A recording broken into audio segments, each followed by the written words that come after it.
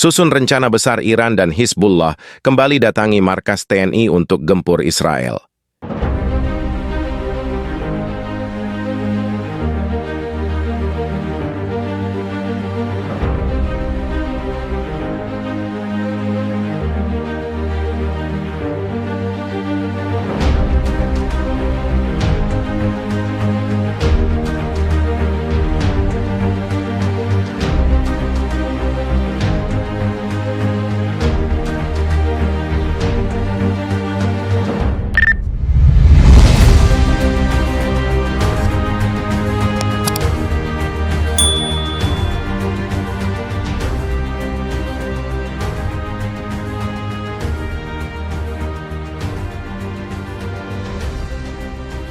Dinamika geopolitik di Timur Tengah kembali memanas setelah pertemuan rahasia yang dilaksanakan di salah satu markas TNI di Indonesia.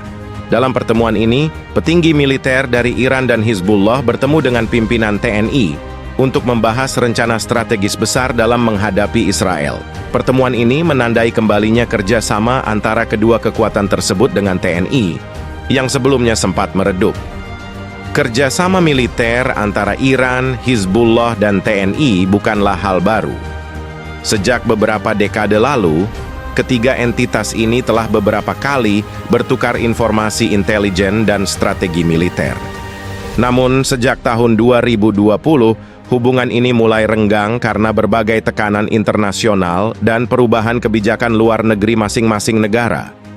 Namun, dengan meningkatnya ketegangan di Timur Tengah, terutama setelah serangkaian serangan udara Israel yang menargetkan posisi Hizbullah di Lebanon dan Suriah, Iran dan Hizbullah kembali mencari sekutu yang bisa mendukung perjuangan mereka.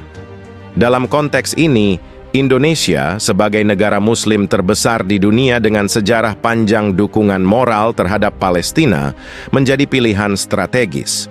Pertemuan rahasia di markas TNI ini bertujuan untuk membahas strategi serangan yang terkoordinasi terhadap kepentingan Israel di berbagai lokasi. Iran, yang dikenal memiliki kekuatan militer yang signifikan, menawarkan dukungan logistik dan teknologi mutakhir kepada TNI.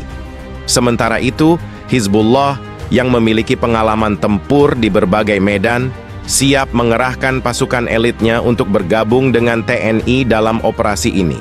Fase persiapan meliputi pelatihan bersama antara pasukan TNI, pasukan pengawal revolusi Iran, IRGC, dan Hizbullah. Pelatihan ini akan difokuskan pada teknik perang urban dan strategi gerilya, mengingat medan pertempuran yang akan dihadapi. Fase serangan. Setelah persiapan matang, rencana serangan akan dimulai dengan serangan siber yang dilancarkan oleh unit khusus Iran untuk melumpuhkan sistem pertahanan Israel. Di saat yang sama, pasukan gabungan TNI dan Hizbullah akan melancarkan serangan darat yang ditargetkan ke basis-basis militer strategis Israel.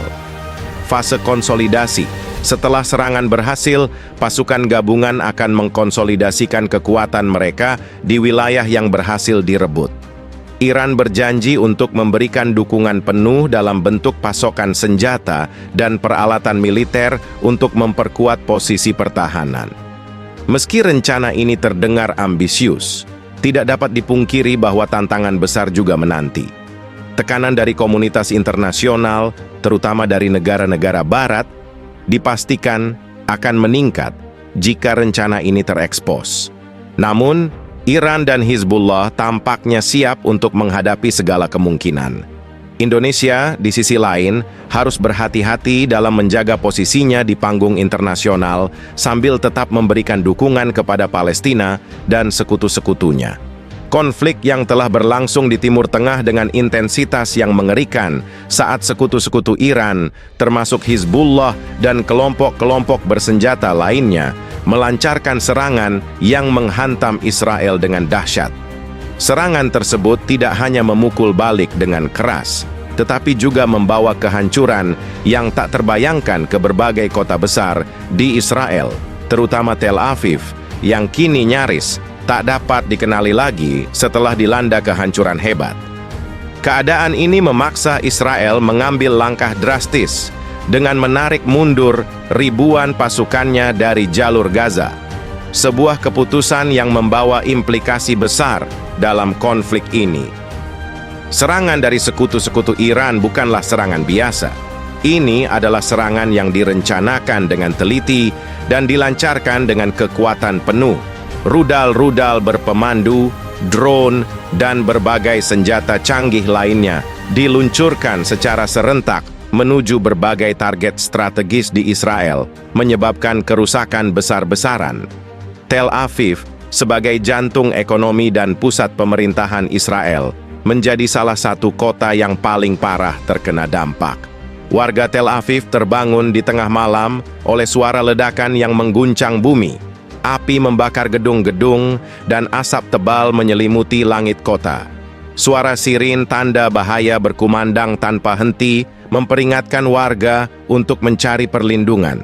Namun tak banyak yang bisa dilakukan ketika rudal-rudal menghantam tanpa ampun, menghancurkan infrastruktur penting, dan menyebabkan kepanikan massal. Kehancuran yang terjadi di Tel Aviv dan kota-kota besar lainnya membuat banyak warga Israel merasa bahwa neraka telah turun ke bumi.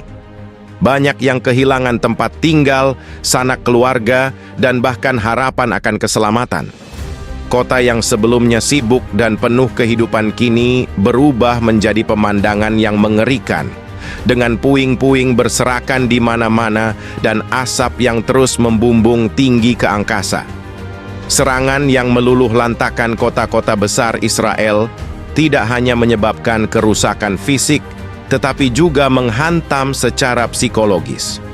Warga Israel yang terbiasa dengan konflik dan ancaman, kali ini menghadapi serangan dengan skala yang belum pernah mereka alami sebelumnya.